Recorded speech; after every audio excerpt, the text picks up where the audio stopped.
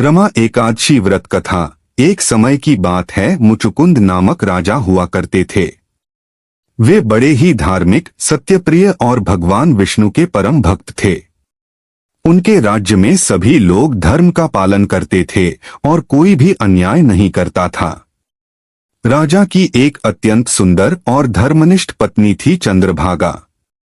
वह भी अपने पति की तरह भगवान विष्णु की उपासना में लीन रहती थी। महाराज मुचुकुंद के राज्य में हर एकादशी को सख्त आदेश था कि कोई भी व्यक्ति अन्न ग्रहण नहीं करेगा। सभी लोग एकादशी का व्रत रखते थे और रात्रि में भगवान विष्णु का कीर्तन करते थे। राजा की एक पुत्री थी, शोभना। जब उसकी शादी हुई तो उसका विवाह एक ऐसे राजकुमार से हुआ जो बहुत ही सुंदर परंतु एकादशी व्रत का पालन नहीं करता था। एक बार संयोगवश विवाह के कुछ दिन बाद ही रमा एकादशी आई। शोभना ने अपने पति से कहा, प्रिय, आज एकादशी का व्रत है। मेरे पिता के राज्य में तो कोई भी इस दिन अन्न नहीं खाता। यदि आप भोजन करेंगे तो पाप लगेगा। किंतु उसके पति ने कहा, मुझे व्रत रखना कठिन लगता है, मैं भूखा नहीं रह सकता। शोभना को बहुत दुख हुआ, परंतु उसने स्वयं व्रत किया। व्रत के प्रभाव से उसका शरीर इतना तेजस्वी हो गया कि उसे देखकर स्वयं देवता भी मोहित हो गए।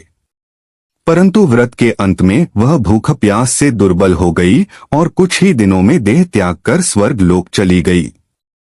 भगवान विष्णु की कृपा से उसे वहां स्वर्ण और रत्नों से सजे एक दिव्य नगर में निवास मिला।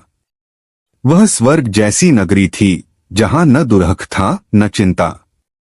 कुछ समय बाद उसका पति तपस्या के प्रभाव से स्वर्ग पहुंचा। वहां जाकर जब उसने अपनी पत्नी शोभना को उस दिव्य भवन में देखा तो आश्चर्यचकित रह गया। उसने पूछा, प्रिय, यह सब वैभव कैसे प्राप्त हुआ? शोभना ने उत्तर दिया, हे प्रिय, यह सब रमा एकादशी व्रत का ही फल है। जो व्यक्ति इस एकादशी का व्रत करता है उसे धन, सुख और वैभव सब कुछ प्राप्त होता है। यह सुनकर उसके पति ने भी दृढ़ निश्चय किया कि अब वह जीवन भर एकादशी का व्रत करेगा और हर रमा एकादशी पर भगवान विष्णु और माता लक्ष्मी की आराधना करेगा।